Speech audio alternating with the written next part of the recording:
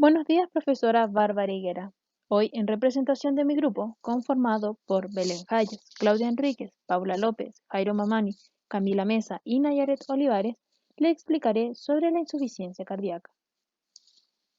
La insuficiencia cardíaca representa en la actualidad un problema de salud pública y ha sido considerada, junto a la fibrilación auricular, como una epidemia emergente dentro de las enfermedades cardiovasculares, debido a su prevalencia en la población, ya que los costos asociados a su tratamiento de salud.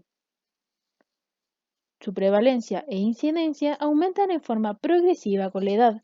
Por otro lado, la enfermedad tiene una alta tasa de letalidad con una sobrevida de 5 años. La insuficiencia cardíaca es un síndrome complejo que cualquier anormalidad compromete el llenado o la eyección ventricular. Puede resultar de alteraciones del pericardio, del miocardio, de los vasos coronarios, de las válvulas, de los grandes vasos o de ciertas anormalidades metabólicas. Clínicamente se presenta con síntomas y signos típicos que resultan de las anormalidades mencionadas. El diagnóstico está basado en la presencia de síntomas y signos de la insuficiencia cardíaca. Las etiologías de la insuficiencia cardíaca son variadas: cardiopatía isquémica, hipertensión arterial, miocardiopatías, enfermedad valvular, cardiopatías congénitas. En Chile, de acuerdo con los datos aportados por el Registro Chileno de Insuficiencia Cardíaca, las principales causas de la insuficiencia cardíaca son las cardiopatías hipertensivas y la isquémica. La insuficiencia cardíaca se clasifica en 6 tipos, en los cuales encontramos: insuficiencia cardíaca izquierda.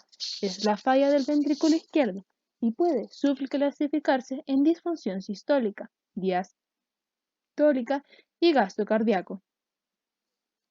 Insuficiencia cardíaca sistólica es la falla en la contracción ventricular. La insuficiencia cardíaca diastólica es la falla del llenado ventricular. Estas dos, o sea, la insuficiencia cardíaca sistólica y diastólica, disminuyen el gasto cardíaco.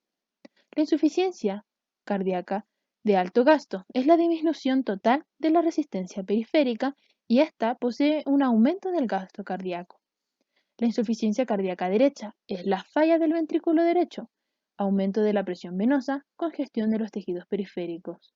La insuficiencia cardíaca biventricular, falla de ambos ventrículos, se origina con la insuficiencia cardíaca izquierda, perjudicando al ventrículo derecho. La insuficiencia cardíaca aguda comienza de forma repentina y puede permanecer constante.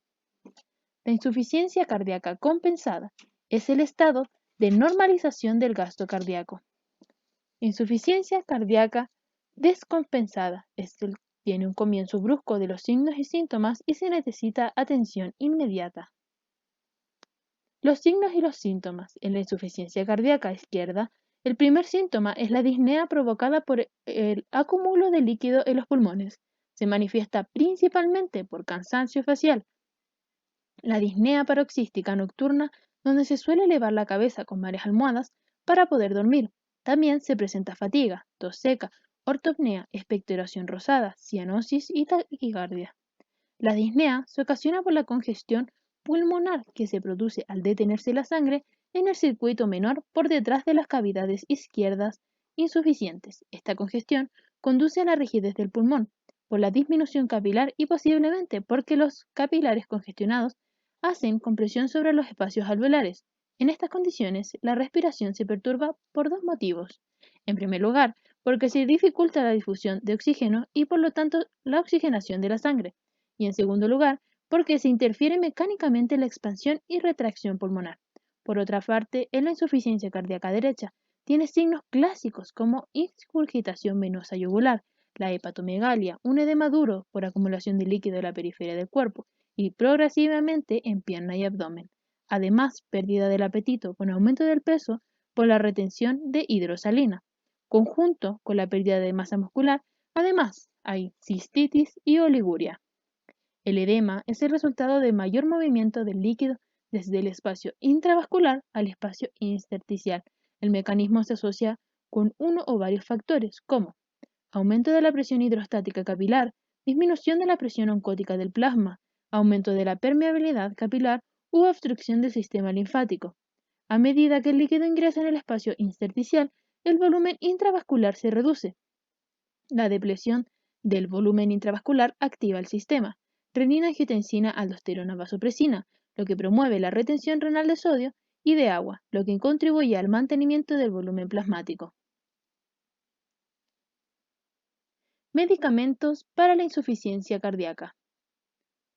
Se encuentran distintas familias de fármacos que ayudan en la insuficiencia cardíaca, como lo son los inotrópicos positivos, como la dioxina y dopamina, en los IECA, captopril y enalapril, en los ARA2, los sartán y silexetil, diuréticos como furosemida, espironolactona y hidroclorotiazida, glutobloqueadores como carvedilol y bisoprolol, vasodilatadores como nitroglicerina, isosorbide, nitroprusiato y hidralazina. Relación entre inotrópicos y la insuficiencia cardíaca. Los inotrópicos son una familia de fármacos que se encargan de cambiar la fuerza de contracción del corazón, y existen dos tipos, los positivos, que aumentan la contractibilidad cardíaca, como por ejemplo los digitálicos, mientras que los negativos, como los beta bloqueantes, que disminuyen la contractibilidad. En la insuficiencia cardíaca son utilizados los inotrópicos positivos cuando el corazón no bombea adecuadamente o en casos en que requiera un aumento en el aporte sanguíneo. Por otro lado, los agentes inotrópicos clásicos, tales como los agonistas beta-adrenérgicos y los inhibidores de la fosfodiesterasa 3, tienen efectos hemodinámicos beneficiosos pero transitorios en pacientes con insuficiencia cardíaca aguda y crónica. Existe evidencia que indica que el tratamiento inotrópico, a lo largo plazo, tiene un impacto negativo en la morbimortalidad de pacientes con insuficiencia cardíaca. La relación entre diuréticos y la insuficiencia cardíaca. La insuficiencia cardíaca es una afección en la cual el corazón ya no es capaz de bombear sangre rica en oxígeno al resto del cuerpo de manera eficiente. Esto causa que los líquidos se acumulen en el cuerpo, específicamente en la periferia.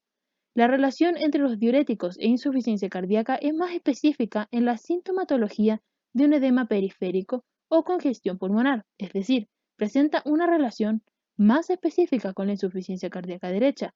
Los diuréticos le ayudan al cuerpo a eliminar los líquidos adicionales, eliminando la sobrecarga de volumen, condicionando una mayor excreción de sodio. Es por esto que se genera oliguria. La eficacia de los diuréticos va disminuyendo con la dosis sucesiva a esto, se le llama tolerancia. Existen dos formas de tolerancia a los diuréticos. La tolerancia a corto plazo, que se refiere a la respuesta compensatoria funcional renal en las horas siguientes a la administración de la primera dosis del diurético mediado por el sistema simpático y el sistema renina-angiotensina. Por otro lado, la tolerancia a largo plazo, que se refiere a una respuesta compensatoria morfológica mediada por la hipertrofia de los segmentos distales de la nefrona. Digoxina. Mecanismo de acción. La digoxina pertenece a un grupo de medicamentos denominados glucósidos cardíacos. Estos medicamentos se utilizan para el tratamiento de ciertas enfermedades del corazón, como insuficiencia cardíaca, y el tratamiento de ciertas irregularidades del ritmo cardíaco.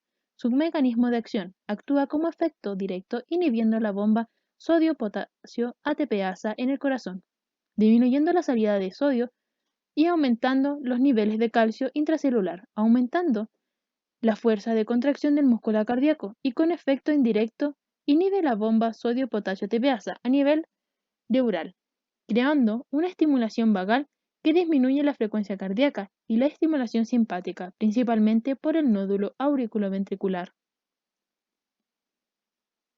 ¿Por qué se utiliza en pacientes con insuficiencia cardíaca? Porque se ha comprobado que administrar digoxina en pacientes con insuficiencia cardíaca mejora considerablemente la manifestación de los síntomas. Estos actúan específicamente en las células cardíacas, incrementando la fuerza de la contractibilidad del ventrículo y modificando la actividad eléctrica del corazón. Además, reduce la actividad del sistema renina-angiotensina y la resistencia venosa sistémica y también aumenta el gasto cardíaco. Está recomendada para la insuficiencia cardíaca crónica, según la clase 2 y 3 de la New York Heart Association. Tiene efecto inotrópico positivo. Es una opción terapéutica en el manejo ambulatorio, mejora la fracción de eyección, tiene un efecto de prolongación del periodo refractario del nódulo. ¿Qué sucede si el potasio sérico del paciente está bajo los niveles normales en relación al uso de dioxina? Cuando los niveles de potasio sérico se encuentran bajos, aumenta el riesgo de efectos adversos, incluso cuando la concentración de digoxina en la sangre se encuentra en rangos terapéuticos.